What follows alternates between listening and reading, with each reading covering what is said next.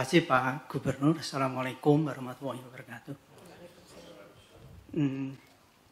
Saya Solahimari dari Perhimpunan Ahli Epidemiologi Indonesia.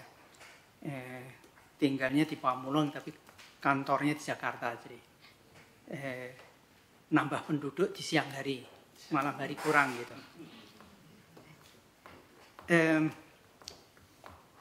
Yang pertama mungkin saya agak berbeda dengan teman-teman dari kacamata epidemiologi, was-was gitu. Perkembangannya juga perlu kewaspadaan. Melihat perkembangan yang akhir-akhir ini, yang ditemukannya banyak penderita import yang positif dan juga munculnya epicenter atau pusat-pusat penularan yang kita menyebutnya klaster, itu menunjukkan bahwa orang Indonesia tidak kebal gitu. Berarti kemungkinan kita juga mengikuti jejak dari negara-negara lain yang mengalami situasi ini. Oleh karena itu menghadapi kemungkinan keadaan terburuk tetap harus menjadi perhatian kita gitu. Nah, ini yang saya kira perlu kehati-hatian kita. Saya khawatir kita dinabobokkan nggak apa-apa, kemudian kita sendiri lengah gitu. Saya sangat setuju sebetulnya Bapak menyampaikan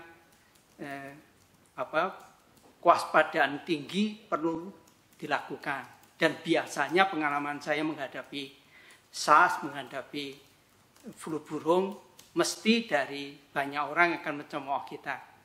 Tapi harapan saya Bapak akan memilih seorang jubir yang memahami tentang bagaimana dinamika penularan penyakit dan bagaimana sebetulnya tahapan kita menanggulangi, menghadapi penyakit ini. Yang didukung oleh tim jubir yang baik, saya kira sangat diperlukan. Jubir bukan hanya berbicara di depan publik, tapi juga mengatur strategi bagaimana komunikasi dengan publik itu dibangun. Ya, itu adalah salah satu kunci menghadapi situasi saat sekarang. Yang menjadi yang dihadapi oleh jubir bukan hanya hoak, tapi masyarakat yang punya pendapat dan juga para ahli yang juga punya pendapat. Ya, kalau jubir tidak ada, diam saja, maka para ahli akan menyuarakan pendapatnya dan itu direkam oleh media menjadi pendapat publik gitu. Oleh karena itu hoak tangkalnya adalah jubir. Saya khawatir hoak itu akan banyak dan kebijakan kita kayaknya hoak semuanya mau ditangkap. Nah, itu menjadi presiden buruk buat kita karena antara hoax sama enggak sulit sekali buat masyarakat untuk membedakan. Nah, ini yang pertama. Pada saat sekarang yang kita lakukan adalah kasus kalau masuk ke Indonesia dan dinyatakan itu positif, maka tugas utama bagi teman-teman adalah segera mengaruh itu apa ya? Membungkus ya penularan kasus itu sehingga tidak menular ke tempat lain. Oleh karena itu tindakannya adalah melakukan isolasi pada penderita, kemudian mencari siapa yang berhubungan dengan penderita dan dua tindakan akan dilakukan, yaitu dilakukan isolasi kepada orang kontak atau pilihannya karantina. Nggak boleh mereka berkeliaran. Oleh karena itu sikap tegas sebetulnya diperlukan untuk memastikan orang yang kontak dengan penderita itu mesti karantina rumah. Oleh karena itu beberapa negara yang menunjukkan kasus yang besar, karantina rumahnya keras. Kalau perlu ditembak katanya gitu. Sebetulnya itu menunjukkan bahwa memang nggak boleh orang yang diduga telah terinfeksi, ya, itu tidak karantina gitu. Ya. Oleh karena itu sikap tegas untuk karantina harus dilakukan. sampai dengan hari ini orang yang menunjukkan gejala tindakannya adalah isolasi. Kita belum sampai pada tahap orang yang menunjukkan gejala berisiko menular itu diminta untuk isolasi rumah. Isolasi rumah hanya yang masih ragu-ragu kita mengatakan dia sakit sama tidak. Nah, mengapa begitu? Karena kita masih pada tahap virusnya masuk, orang tertular, kita karungi, kita bungkus supaya jangan sampai menular. Dan itu terus dilakukan, dan alhamdulillah sampai dengan hari kemarin, teman-teman DKI sukses untuk membungkus itu. Semua orang yang kontak ditelusuri, dipastikan dia positif atau tidak, diminta untuk karantina rumah, yang sakit pindahin ke rumah sakit. Tapi pada kasus terakhir, yang hari ini diumumkan oleh Pak Dirjen, ada satu kasus yang tidak jelas siapa sumbernya. Yang itu akan menjadi satu masalah bagi kita, artinya kita masuk pada tahap kedua, terjadinya transmisi massal yang mungkin sampai dengan hari ini klasternya masih kecil. Dan tugasnya adalah tetap melakukan membungkus kasus itu supaya jangan sampai meluas gitu. Nah ini butuh kehati-hatian tim di lapangan untuk melakukan tindakan itu. Ya, tahap berikutnya, kalau betul transmisi lokal itu kemudian berkelanjutan, maka tahapan penanggulangannya akan berubah gitu. Yang mungkin yang diperlukan oleh teman-teman rumah sakit dan para ahli klinisi, teman-teman kita semua membutuhkan informasi yang tadi sudah disampaikan oleh Bu Erlina bahwa penyakitnya nggak begitu mematikan, ya gejalanya ringan. Tapi saya sangat berharap itu diformulasikan dengan benar, karena kita akan mengambil keputusan berdasarkan itu. Apakah kita akan menerima virus itu silahkan masuk ke Indonesia, ya, tanpa susah payah kita melakukan upaya containment tadi, membungkus tadi, karena tidak mematikan kasus itu, seperti kasus H1N1 yang waktu terjadi di Meksiko, daerahnya cukup memadai sehingga kematian pada usia lanjut itu besar. Tapi setelah gelombang penyebaran masuk ke seluruh dunia yang saya lihat kita amati, dalam waktu 6 bulan virus H1N1 yang dari Meksiko itu sudah ada di Papua. Artinya penularannya cepat gitu. Nah, ketika gelombang itu masuk ke Asia, teman-teman dari WHO sudah mengumumkan bahwa virusnya tidak ganas. Dan oleh karena itu situasi pandemi dicabut.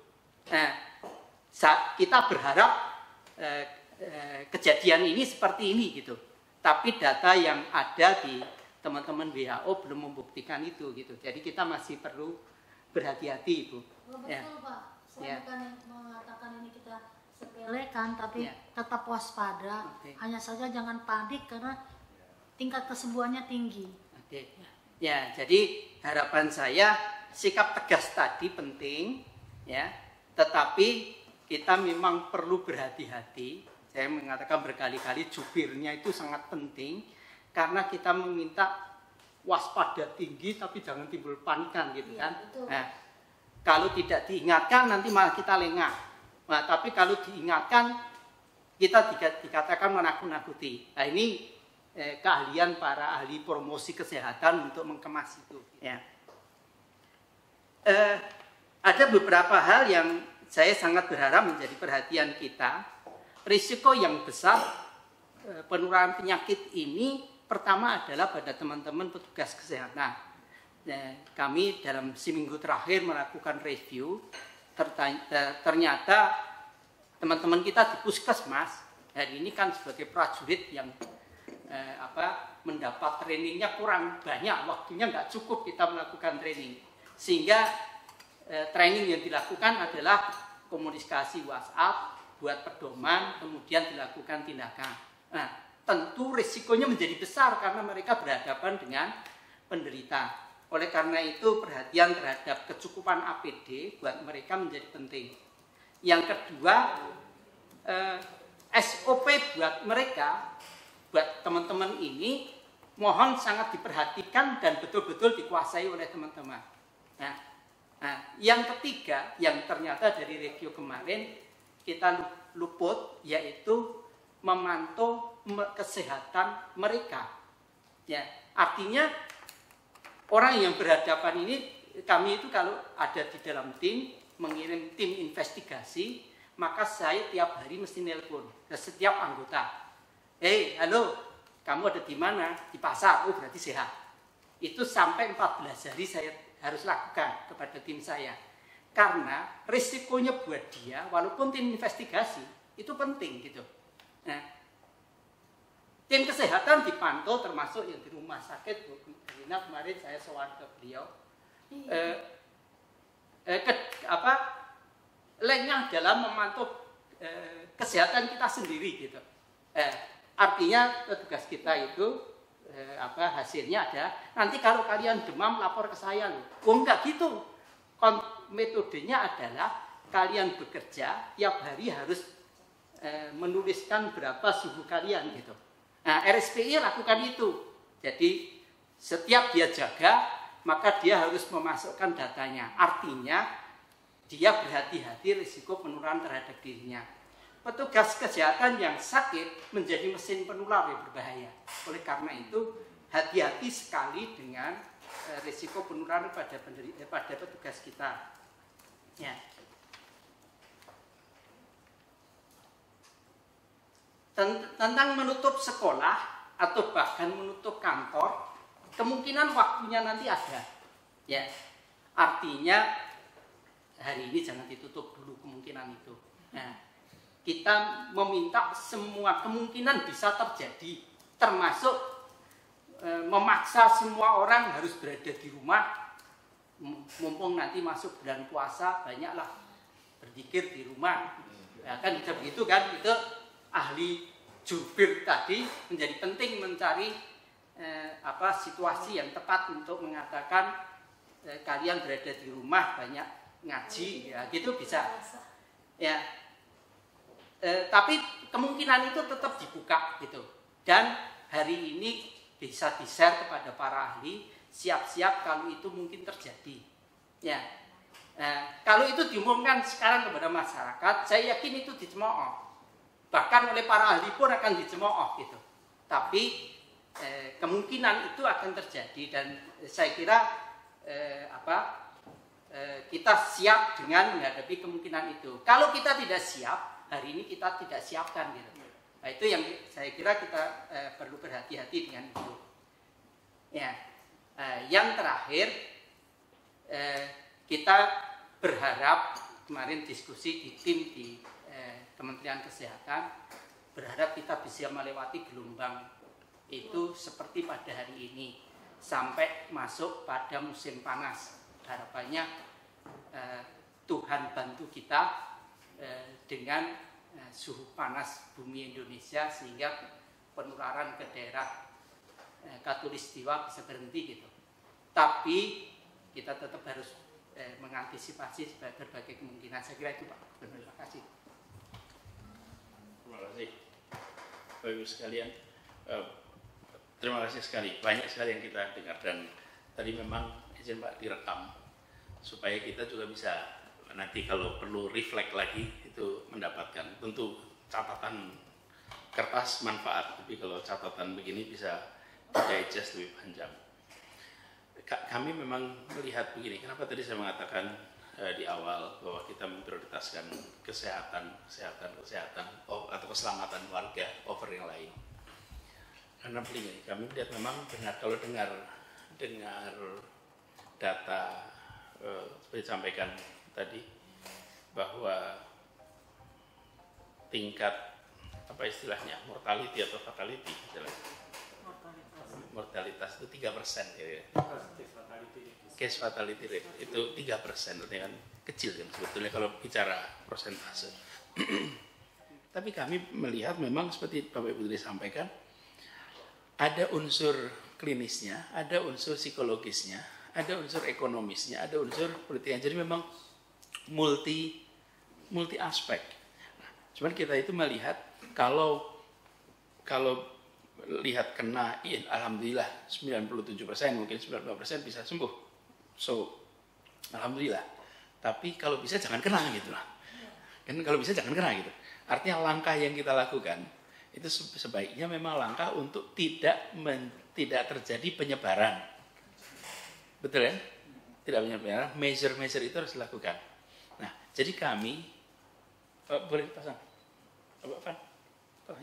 Kami Bapak Ibu sekalian ingin tunjukkan di sini beberapa hal saja. Mungkin nanti harapannya bisa dapat pendapat dari Bapak Ibu juga. Kita mencoba untuk mereview beberapa pelajaran Bapak Ibu. Ini kalau kita lihat ada fase-fase, tapi kan ini untuk Bapak Ibu tidak perlu didiskusikan lagi. That's your field gitu. Tapi kami perhatikan kasus ini yang di sebelah kanan ini. Ini kejadian 100 tahun yang lalu. Pinjam ini dok, apa? Laser. Ini kejadian 100 tahun yang lalu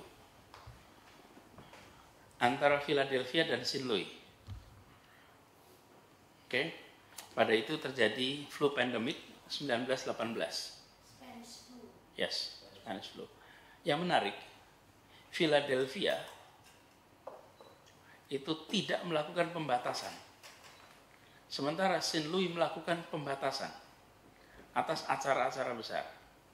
Bahkan kalau tidak salah di Philadelphia itu karnaval festival jalan. Karnaval festival jalan terus di Philadelphia. Yang di St. Louis melakukan pembatasan strip. Apa yang terjadi? Death rate-nya itu beda sekali di dua tempat ini. Ini kasus kira-kira, ini kita kan observasi ya, dari data-data itu, nampak bahwa yang melakukan measures untuk kontrol mobilitas, interaksi, ternyata punya implikasi yang signifikan beda sekali. Ini kasus 100 tahun yang lalu. Lalu kami coba lihat kasus pelajaran dari Italia. Ini Italia ini lompatnya tinggi sekali. Wah, sayang tidak kelihatan jelas ininya. Tapi Italia itu, Bapak sekalian, kalau boleh dilihat sebagai case, Amerika, Iran, Korea, Italia. 18 hari yang lalu, Italia itu cuma 20 kasus. 18 hari yang lalu. Sekarang 9.000 kasus. Jadi ketika melihat ini, waduh, kan gini, ya betul, nanti 3% mungkin yang, tapi yang, bukan, begini, bukan, yang 97 itu tidak kerja, 14 hari di rumah, 1 bulan, betul ya? Artinya produktivitas menurun. Kalau jumlahnya masif, punya efek psikologis juga. Kalau jumlahnya lebih besar lagi, efeknya bisa ekonomis dan lain-lain. Kasus 4 negara yang lompat. Dan apa yang menarik dari kasus pelajaran Iran ini, mereka sekarang menerapkan itu semua yang seharusnya sudah done earlier. Jadi kira-kira gini, relax, kena shutdown kemudian, atau ini nanti sebelum sampai ke sana, kita tuh cek juga apa yang terjadi di Amerika. Amerika ini unsur politisnya memang tinggi sekali. Karena bulan November presidennya mau pemilu. Mau pilpres. Pilpres itu, it's about the economy, stupid. Itu udah di mana-mana tahu. Kalau ekonominya baik, maka presidennya terpilih. Ekonominya buruk, tidak terpilih. Jadi di sini ada indikasi bahwa perekonomian di nomor satukan. Apalagi kalau dengar wawancaranya Pak Presiden sana, Pak Trump itu. Kan, waduh, eraktik sekali, malu kita mendengarkannya. Iran juga sama, tapi Iran ini lebih mirip karena dia sembunyikan situasinya, dia tidak tunjukkan apa yang menjadi fakta di lapangan. Dan sekarang berapa persen anggota DPR-nya kena? 8% anggota DPR positif corona. Wakil presiden, wakil menteri kena, 5 pejabat tinggi meninggal corona. Pejabat tinggi negara. Memang elit yang kena. Tapi elitnya di policy maker semua. Nah, ini yang menarik. Lalu kita coba lihat successful case. Di mana successful case ini?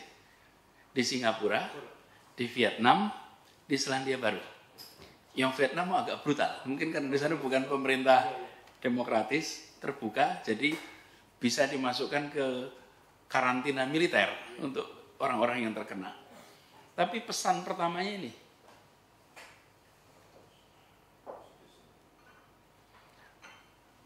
jadi ini yang kedua, transparansi data dan informasi.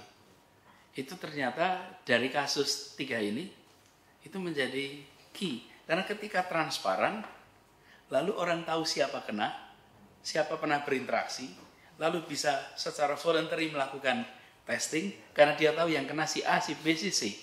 Tapi kalau pasiennya sendiri tidak diberitahu, bagaimana itu bisa jadi? Jadi kami di sini juga meskipun ditegur-tegur terus gitu, karena kita mencoba untuk menyampaikan secara prinsip kita kemarin itu transparan, kemudian kita lakukan faktual dan paham ini urgent. Jadi tidak curiga. Lalu pemantauan, tentu saja pemantauan orang dekat, kemudian, nah ini acara-acara besar itu di tempat-tempat itu dilakukan pembatalan dan pembatasan. Bahkan termasuk resepsi dan pemakaman. Di tempat-tempat itu dilakukan pembatasan. Kita bicara tentang praktis di tempat lain. Sebagai lesson learn nih, kita kira-kira gini, kita mau ambil rute mana nih ya? Mau ambil rute Singapura, Vietnam, Selandia Baru, atau ambil rute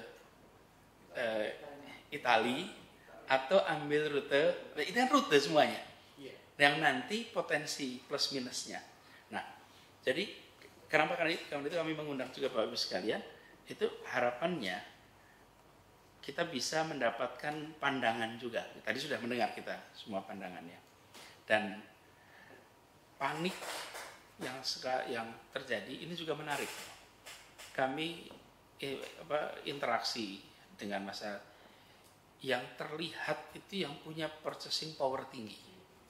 Yang purchasing power rendahnya itu there is no panic because disease is my everyday life. Jadi kampung juga padat, panik is nanti. Yang panik ini perhatikan toko-toko yang mengalami rush itu range market, kemudian upscale market, tapi rakyat kebanyakan. Nah cuman ini ada bedanya, cuman ya yang di Jakarta yang sosial ekonomi tinggi itu seperti dialami Dr. Elina, noisy,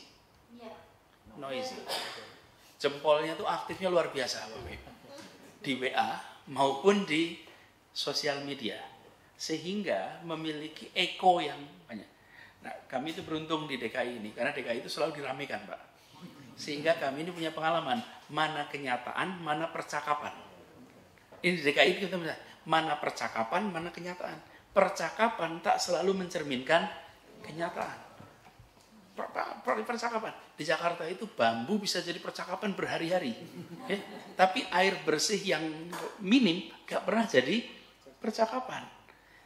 Jadi ini contoh bahwa yang disebut sebagai psikologi massa itu juga itu. Nah, kami merasa perlu untuk memang pengendaliannya di lapangan, bukan di percakapannya, apalagi di sosial media. Sosial media tuh hari ini trending topik, 2 minggu lagi orang sudah lupa, udah ingat lagi. Jadi justru kita tuh merasa perlu mengontrol itu. Nah, jadi kembali kepada challenge kita. Kalau tadi disampaikan oleh Pak Miko bahwa di Jakarta ini, apalagi observasi tadi 1,5 kira-kira ya, 1,5 tuh pertumbuhannya. Dan kalau itu benar, maka kita ini punya potensi mengikuti rute Italia. Bahkan ini kalau ini kami masukkan Pak, ini data dari WHO report Pak. Jika ini dikompres, ini merah ini Cina, seakan-akan ini populasi negara-negara itu ekuivalen dengan Cina, maka di negara-negara ini lompatannya segini Pak. bila ini reportnya WHO nih, bila sebutlah misalnya kasus Switzerland, bila Switzerland yang biru ini, yang warna krem ini, bila ini diasumsikan seperti Cina penduduknya, maka yang kena itu sudah 20.000 di Switzerland. Di Italia itu 18.000. Jadi nampak. Ya belum. Ini kan baru kejadian. Di kita relatif baru. Tapi ini contoh. Itu sebabnya kami ini di Jakarta ingin waspada. Semuanya selalu mengatakan gitu. Waspada tapi jangan panik. Itu tipis sekali tuh. Karena yang negara waspada, publik panik. Kan itu kira-kira begitu. Kalau di pemerintah nih kira-kira yang terjadi itu. Tapi kalau kita tidak menyalakan alarm, kita dengan serius, repot Pak. Tadi kami berkali-kali menyampaikan, Jakarta itu orangnya warga Jakarta, warga Indonesia, warga dunia. Kalau warga Jakarta baca berita Jakarta, warga Indonesia baca berita Indonesia, warga dunia baca berita dunia. Problem kita adalah tidak baca berita dunia, karena itu tidak menyadari apa yang sedang terjadi di seluruh dunia. Kalau nggak jadi itu kata dalam tempurung nanti kita.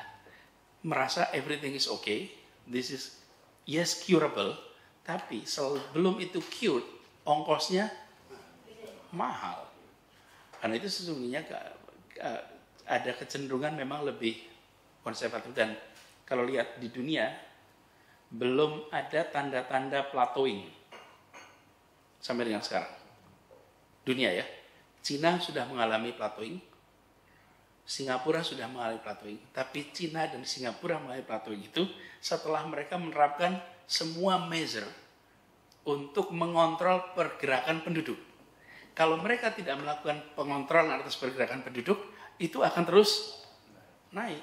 Jadi kalau dilihat di kasus ini, Cina sudah turun, bukan otomatis kan, ini turun itu bukan karena musim panas datang, Pak. Ini masih musim semi gitu, dingin dan sih, tapi karena effort. Nah, pilihan kita adalah mau melakukan yang seperti itu nanti atau mengerjakannya sekarang. Karena kalau lihat trennya, semuanya terjadi dulu baru bergerak, terjadi dulu baru bergerak. Nah, kami merasa kalau lihat pengalaman-pengalaman ini semua nampaknya yang dikerjakan oleh Singapura, Vietnam, dan Selandia Baru seems to be best practice. Paling tidak di dalam 2 bulan terakhir ini, itu measures yang mereka lakukan. Konsekuensi ekonominya ada, konsekuensi politisnya juga ada, dan seperti disampaikan Bu Anies juga, tentu ada ketegangan di masyarakat, ada perasaan khawatir di masyarakat. Tapi dalam assessment kami, perasaan khawatir itu harus di follow up dengan bekal seperti Pak Agus tadi sampaikan. Ada bekal informasi lewat RT, RW, sehingga concern diterjemahkan menjadi action. Untuk lebih sering cuci tangan, mengurangi interaksi dengan orang yang tidak perlu, dan lain-lain. Tapi arahnya, nampaknya kalau lihat pengalaman-pengalaman itu, arahnya memang pada pembatasan interaksi. Bahkan tadi kan Ibu Anies juga cerita begitu ketemu dengan orang Belanda yang begitu banyak, kan langsung sebentar hati-hati nih. Kok Indonesia juga malah mengizinkan orang masuk? Kami Pak sudah putuskan di Jakarta ini, semua aparat Pemprov tidak ada yang berjalan ke luar negeri dan tidak ada interaksi dengan internasional. Yang kedua, semua pegawai Pemprov yang harus melalui isolasi, maka dia tidak dianggap absen. Dia tetap dihitung sebagai pekerja dan tidak dipotong gajinya, TKD-nya, dan lain-lain. Sehingga nggak takut lapor Pak. Gitu. Kalau nggak dia tetap kerja, dia menghandle semuanya. Ini sepintas dari ini. Jadi kalau boleh nanti saya minta pendapat sedikit lagi. Sebelum saya ke sana, mungkin Bu Kadis ada yang bisa disampaikan menanggapi sebagian dari yang disampaikan tadi. Terutama soal langkah-langkah yang kita sekaligus sosialisasi.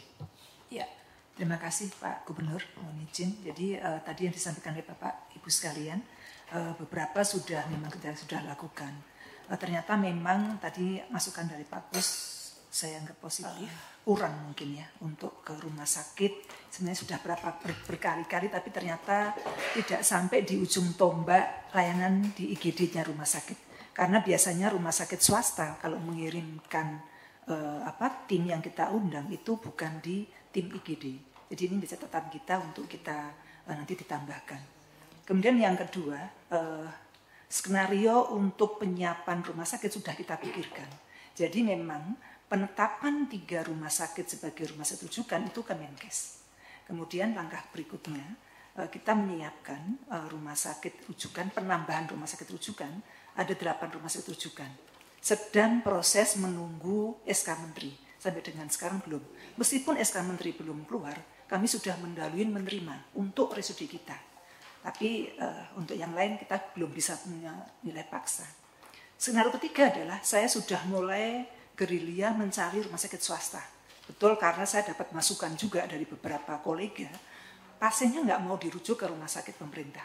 Sehingga alhamdulillah sampai dengan hari ini sudah saya laporkan ke Bapak Gubernur, ada 2 rumah sakit swasta yang siap untuk menjadi pendamping kalau seandainya dibutuhkan. Yarsi yang pertama, yang kedua adalah Pelni BUMN. Mungkin pertanyaannya adalah, apa ya Pak sekarang cerita? Kami sudah memikirkan dengan jeli kenapa kami memilih RSUD kami 2, Cengkareng. Di barat belum ada rumah sakit rujukan, sehingga kita tetapkan Cengkareng.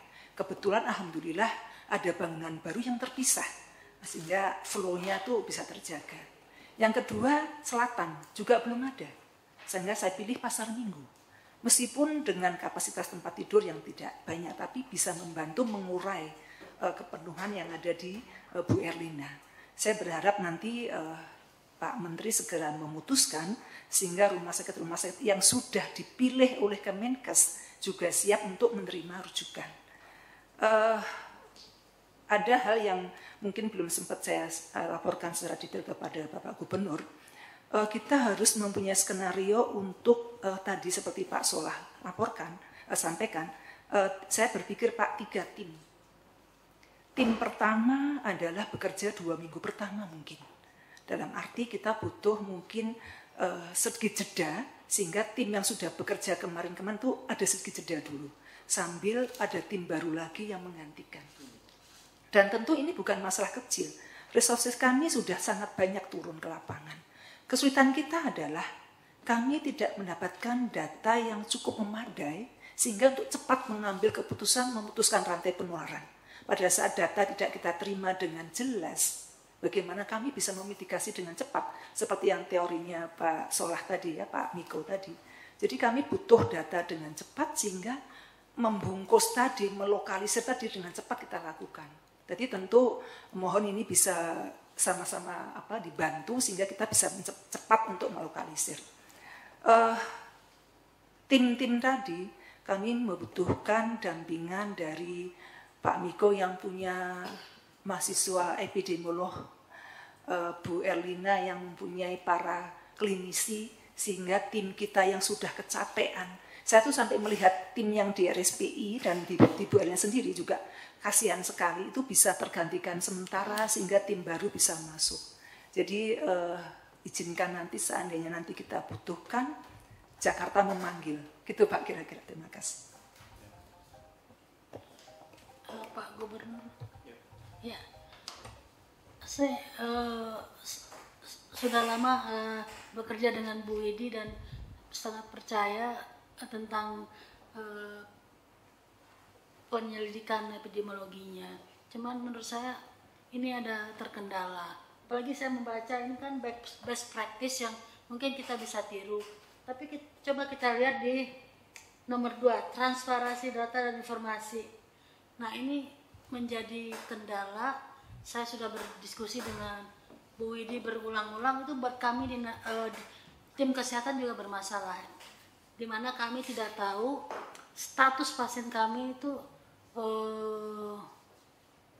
dalam cukup lama. Artinya gemasnya ibu sama dengan gemasnya kita. Serius. ya. Bahkan kita tahu tapi tidak boleh menyampaikan. Nah itu saya sangat tersiksa itu. karena keluarga mendesak sampai nunjuk gitu. Betul. Iya. Maaf saya potong sedikit ya. Tapi ini leadership yang harus datang, Bu. Karena kalau tidak ada ketegasan ini bahwa ini adalah menyelamatkan bukan hanya soal nyawa, ini bangsa kita ini.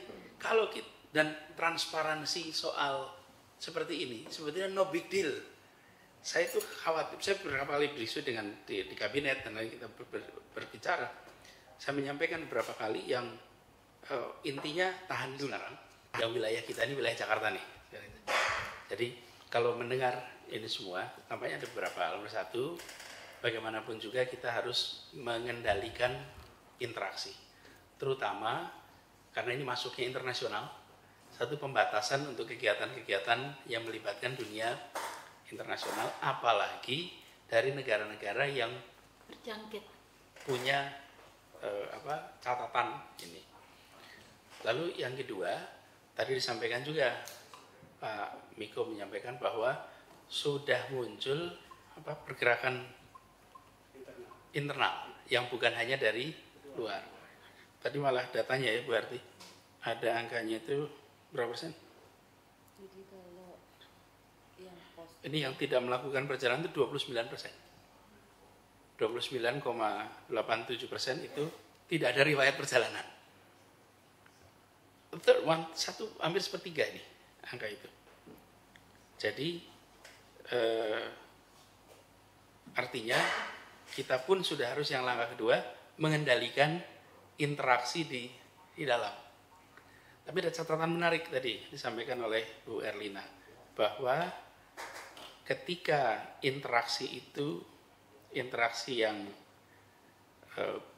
Mas Bina atau Pak Agus ya tadi menyampaikan beda kalau satu orang-orang yang dikenal berkumpul bersama itu relatif lebih aman. Anak sekolah misalnya, udah anak sekolah nggak usah liburin. Anak sekolah toh kalau sakit juga ketahuan. Itu satu. Tapi di sisi lain yang interaksi yang sama sekali tidak dikenal, Di kereta api. sama gitu. misalnya kereta api, itu punya risiko tinggi. Jadi misalnya nih, kalau Car Free Day pada kenal nggak satu sama lain? Enggak. Risikonya Tinggi.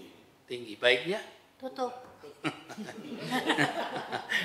harinya tutup gitu. Ya. Artinya kalau itu istirahat dulu tuh. Secara produktivitas memang tidak ada produktivitas itu. Tapi itu membantu mengurangi emisi kita. Karena Car Free Day itu mengurangi emisi dan memang kalau dari hari Minggu pagi itu turun. Persis. Nah, sekarang efeknya pada ekonomi. Nah, itu tadi begitu sampai pada sini pilihan kita mau mana? Mau berikan ini off, tapi yang ekonomi kecil, warung-warung, kemudian yang kelima dia tidak ada penghasilan, okay?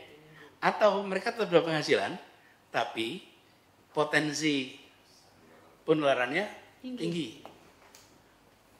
Ini judgment call nih. Betul nggak betul? Nah kalau sudah begitu, kita harus taruh mau letakkan di mana yang paling atas nih dalam rankingnya tadi. Kesehatan. Nah, okay. Kalau urutannya kesehatan, maka itu istirahat. Karena begini, yang bekerja pun bila infected, maka dia akan kehilangan masa produktifnya meskipun 95% chance-nya akan sembuh. Betul. Jadi nampaknya seperti itu. Lalu ada jenis yang mungkin lebih sejenis. Itu contoh. Kalau pertemuan masyarakat budayawan, ini sejenis semua nih. WA saja. Kumpul. WA saja lagi. Ini bukan seperti Car Free Day, yang ini kelompoknya sama, dari klaster-klaster yang sama. Baiknya diteruskan apa tidak kalau yang begini?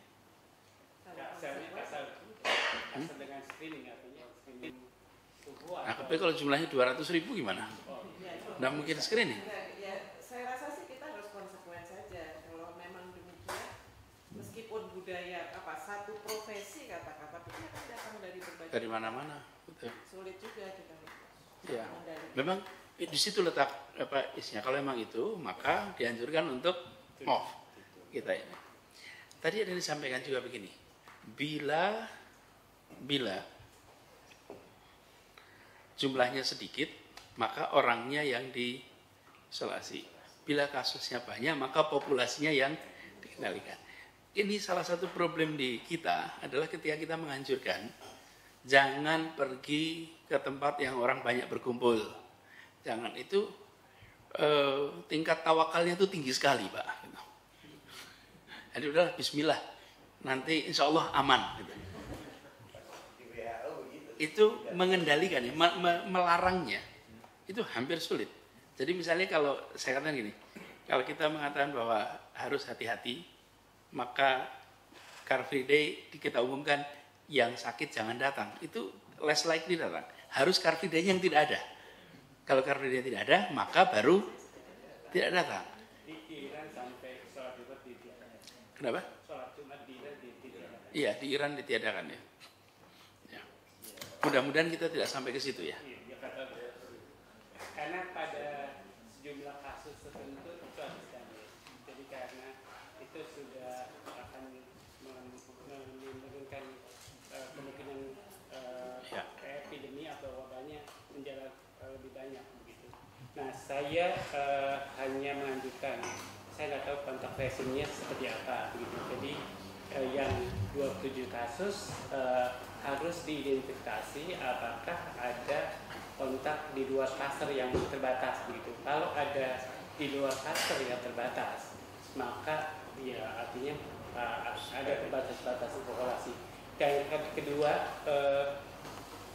kalau tadi bahwa gak ada threat di dunia itu pandemi nggak begitu, karena kalau penularannya melalui orang ke orang itu pandeminya populasi ke populasi pindahnya gitu. Jadi kalau dia udah pindah di Indonesia, ini artinya populasi, bicara populasi ke populasi atau cluster ke cluster begitu.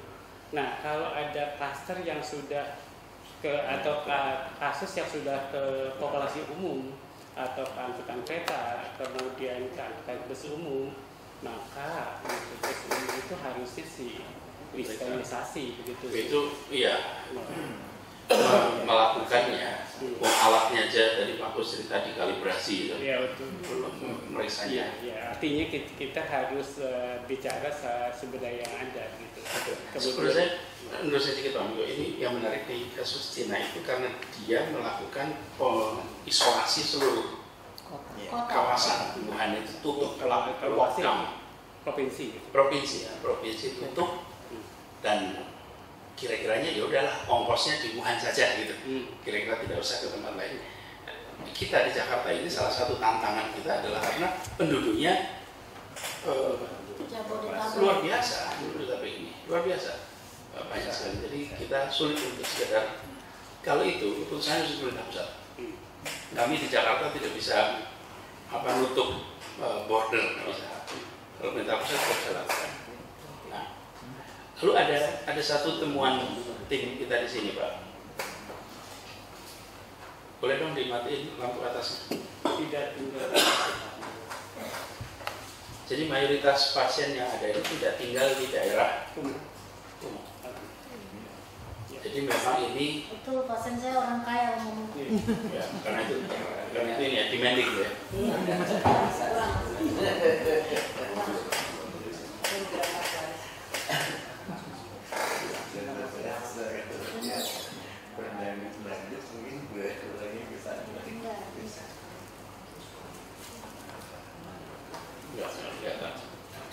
Terus kita lihat lokasinya juga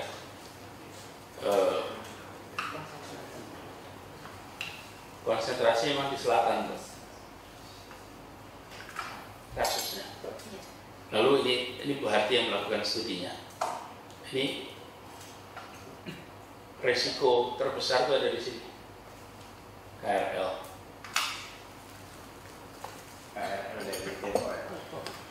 Saya di Depok. Saya tinggal di Depok, Pak. Kereta bulan. Iya. Tapi sekarang saya ke pasar lebih banyak, jadi ke kereta depan kelas.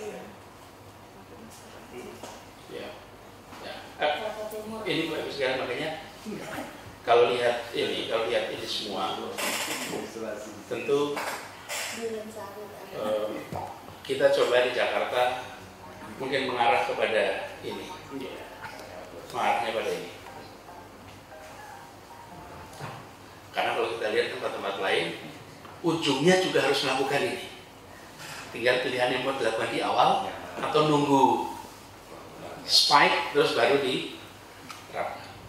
Ada ongkosnya memang, ongkos ekonomi ada, dan keriuhan politik juga tentu ada.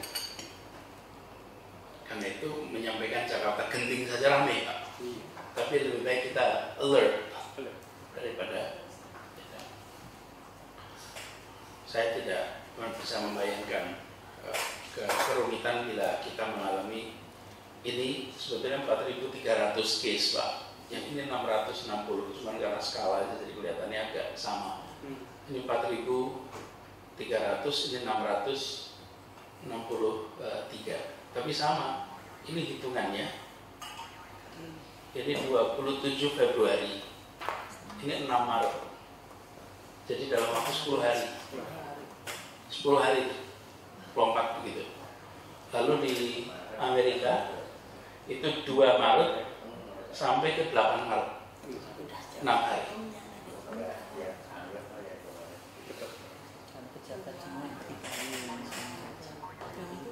Saya nggak terlihat di sini.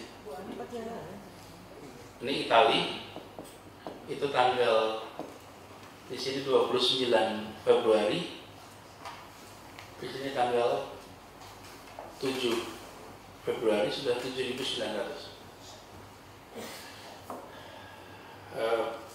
Mudah-mudahan kita terhindar dari ini semua. Boleh dinyalain lagi. Tapi Itali udah lama lockdown. Kotanya 12 kota di lockdown tuh udah lama kita dengar, bukan baru-baru saja. Sekarang negara. Sekarang negara bukan. 2 hari lalu sepertiga. Sekarang negara ada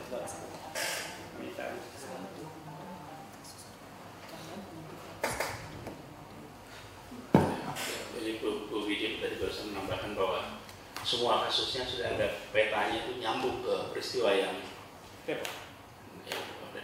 Oke, kalau klasternya bisa diamankan, artinya masih terbungkus begitu. Artinya kalau containmentnya berhasil begitu. Dan itu harus dilakukan begitu. Kalau ada satu kasus yang bocor, akan bocor semua. Ini kalau Kira-kira datanya, gitu. sekali lagi kalau datanya memadai, Iya. kami akan kehilangan membuat peta yang bagus. Kalau tidak mendapat suplai data. Ini problemnya adalah penentuan kontak gitu. Tidak, saya yakin apakah semua kontak dilacak begitu atau ditesting. Kalau semua kontak nggak dilacak, ada kemungkinan kebocoran kontak. Kebocoran kontak akan menghasilkan kasus baru. Oke. Bu Anis. Ya, jadi tentang data-data yang disampaikan Pak Anies tadi, tentu kita harus mempelajari lebih dalam lagi, Pak. Jadi maksud saya ada yang melarang kemudian, ada yang melarang di awal gitu ya. Tapi kita juga mesti belajar juga sebetulnya permasalahannya itu apa sih? Seperti tadi kita dapatkan data yang terbaru bahwa itu memang import kan, imported itu bukan di dalam. Jadi mungkin saya sih usulkan bahwa semua yang direncanakan tadi untuk DKI mungkin bertahap gitu, tapi yang tahap pertama yang harus dilakukan adalah menutup dari orang asing. Dan mohon sekali lagi, ini yang seperti misalnya sudah terjadi di katakan 2 minggu ini, mendata orang asing sebisa mungkin dalam conference seperti yang tadi di Shangri-La itu, mereka harus melaporkan kalau sampai ada yang positif setelah pulang gitu. Ini bagaimana caranya? Karena begitu ada satu positif, kita mesti mencari nih orang-orang yang tadi datang di sana, undangannya ada semua kan, daftar undangan. Jadi ini yang mesti kita lakukan gitu. Tapi kalau positif pulang dari Indonesia mesti diinfokan ke kita. Iya, maksud saya begitu. Jadi kalau sampai di sana dia COVID positif, dia harus sampaikan kepada kita untuk kita kemudian tracing tamu-tamu yang ada tadi. Jadi itu sih yang pertama. Dan kembali mungkin untuk CFD, karena saya ini juga orang mikro. Kalau saya sih contohnya ya Pak ya, untuk tuberkulosis di tempat Bu Erlina, kalau kita tidak punya ruang isolasi bertekanan negatif, maka alternatifnya adalah membuat pasien dirawat di ruang terbuka. Ya, jadi artinya itu akan terdilusi, sehingga ya sebenarnya yang ditakutkan justru adalah yang di dalam ruangan. Kalau itu di luar, asalkan mungkin kita harus membatasi dengan jumlah. Jadi kalau tidak lebih dari sekian jumlah orang masih bisa, asal di luar. Nah, sementara kayak misalnya CFD itu kan lalu lalang ya, yang mungkin itu menjadi pertimbangan kembali. Tapi kalau misalnya katakan tadi yang di Monas, nah itu kan terlokalisir ya. Nah, itu mungkin yang tidak dihindari. Ya itu mungkin pertimbangan yang harus. Jadi logikanya juga di TB kita lakukan kok dengan ruang terbuka dan cukup berhasil seharusnya ya Bu Erlina ya. Naik MRT-nya kan. Yang MRT? Naik MRT-nya dia. Itu tertutup. Ke sana kan dia lewat Ya. situ. Nah itu tadi semua harus pakai masker. Atau kereta apinya nggak pakai AC dulu ya? Terbuka, bahaya Pak. Bahaya. Keselamatan. Keselamatan terlompat. Kalau melihat itu, jadi sesungguhnya ruang yang paling berisiko itu ruang PKL. Karena disitulah yang nanti berkumpul paling padat. Ruang yang olahraga itu kalau menurut penjelasan itu ya, itu paling luas. Tapi begitu sampai yang kawasan pedagang, justru di situ malah letak masalah. Yang mau diselamatkan justru yang paling berisiko itu bukan di situ. Karena di tempat itu, di situ close contact, kemudian crowded, antrian dekat. Kalau lari, apalagi kan kafe di sekarang kita batasin jalur cepat, jalur relax gitu. Di sana mungkin lebih longgar, tapi hanya saja nggak mungkin kafe dia melarang pedagang, bisa gempar ya, nggak mungkin. Boleh olahraga, tapi tidak boleh dagang. Wah malah Dibully nanti. kalau dibully itu biasa sih Bu. Artinya ini tuh measures. Itu juga saya menjadi kalau ini kita lakukan, satu harus konsisten. Yang kedua harus ada antisipasi periodenya. Berapa lama yang kita bisa lakukan. Kalau saya melihatnya begini, ini selain untuk CFD-nya. Bagaimana cara mengajak semua orang alert bahwa ini masalah? Ya, ini masalah. Sekarang itu ya yang nonton TV mungkin dapat, yang lihat sosmed mungkin dapat. Tapi secara kolektif, kalau sekarang ditanya di publik general, nggak merasa ini masalah. Saya datang ke kalau di kampung-kampung ya Pak, tidak merasa masalah. Tapi kalau ada pesan bahwa kita menghadapi ini, nanti dikuatkan lewat RW. Kemudian ada pesan bahwa sampai CFD juga off dulu, maka itu memberikan pesan kehati-hatian yang agak serius. Memang itu, ini kan tidak mungkin tidak ada ongkosnya ya, ongkos ekonominya ada, ongkos sosialnya juga ada. Kita timbang lagi, ini bukan final, sambil kita pantau beberapa hari. Bapak Ibu sekalian, saya rasa banyak yang sudah kita bahas tadi, kita rekod juga menjadi bahan dari catatan kita, tapi rasanya kalau melihat ini, kita belajar dari beberapa tempat lain, maka melakukan aktif measures untuk pengendalian, kenapa itu rute yang akan kita coba ambil. Dan ke depan, kalau boleh, Bapak Ibu sekalian jangan kapok kalau dimintai komentar pendapat, sambil jalan nanti mungkin kita akan konsultasi lagi. Mudah-mudahan tidak semendadak tadi. Tadi itu yang saya jadi sampai agak malam ini dengan Bapak Ibu sekalian. Kak Irina? Tadi kan ini tentang akan membatasi pertemuan-pertemuan besar. Itu kan kalau di Geneva dikatakan kalau ada pertemuan kira-kira 1.000 orang jangan pergi. Nah, apakah DKI juga akan punya cut off point pertemuan yang berapa ratus orang yang akan dibatasi? Yang kami siapkan Bapak Ibu untuk ini, kita itu akan membentuk sebuah tim. Mana tadi ya? Saya lihat file saya sudah lupa.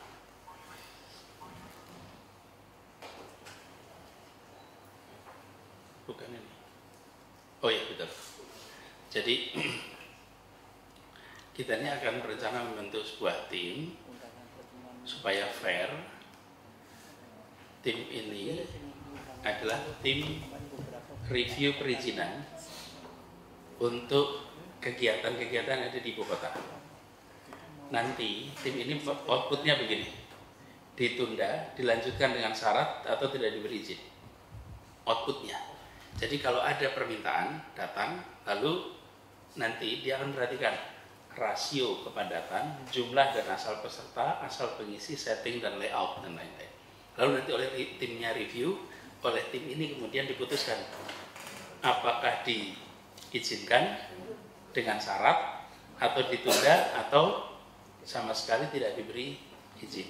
Nah, bila diberi izin, maka ini harus ada komitmen untuk bila ada indikasi penderita selama acara, harus siapkan tenaga medis di lokasi, harus ada pendataan seluruh peserta, kemudian riwayat perjalanan dan kontak peserta selama 1 bulan terakhir, kemudian meriksa suhu tubuh para peserta pengisi acara yang ada. Ini contoh-contoh langkah-langkah.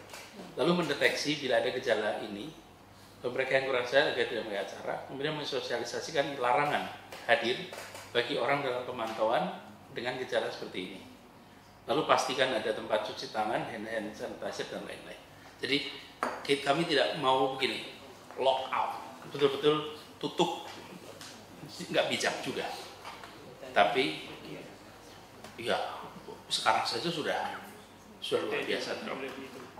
Tapi begini, ada institusi di mana ajukan, lalu nanti direview, bila resikonya bisa dimitigasi, go ahead.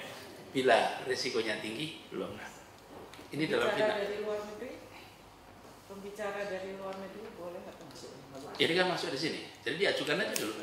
Oh, sebagai tim peserta. mungkin kurang satu memberikan semacam head card kepada semua peserta. Apa? Peringatan kalau dia pulang, kalau menderita demam harus melapor lagi. Oh ya, boleh nanti ditambahkan.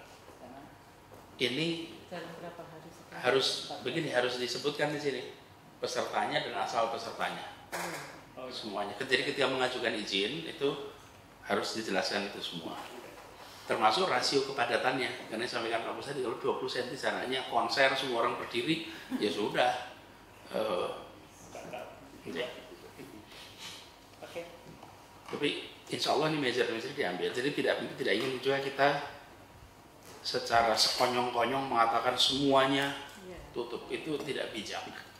Tapi juga udahlah, gimana nanti juga salah gitu Pak. Jadi kita siapkan ini.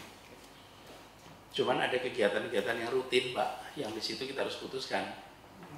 Pak, saya ingin dapat pendapat tadi soal CFD dan lain-lain.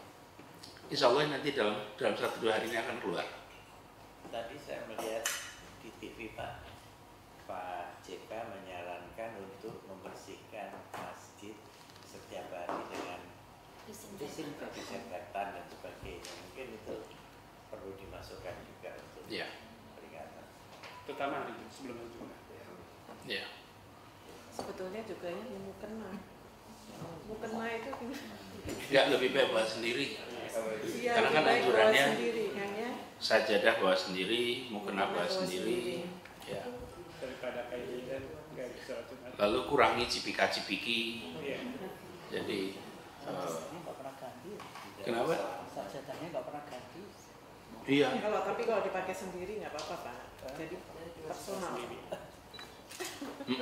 Pak Gubernur, ini ada pesan ini dari teman-teman dokter yang kerja di rumah sakit di Jakarta, katanya kan kita ini melayani penduduk Jakarta.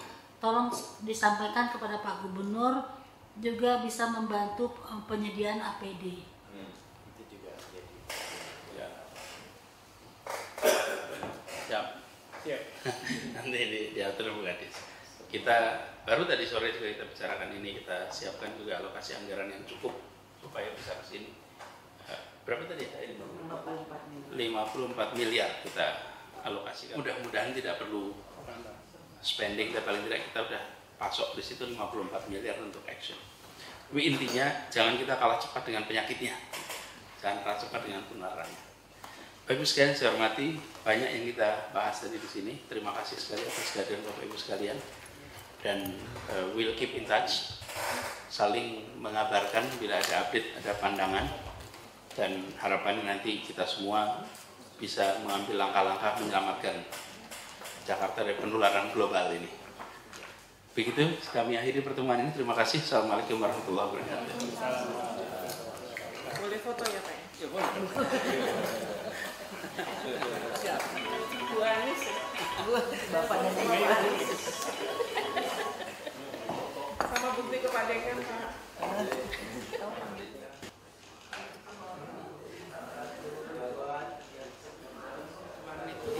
Rumah sakit.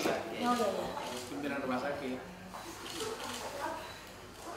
Saya dikirim sama Dila ini apa-apa. Aku kirim ke Dila soalnya. Terima kasih ya Pak. Terima kasih.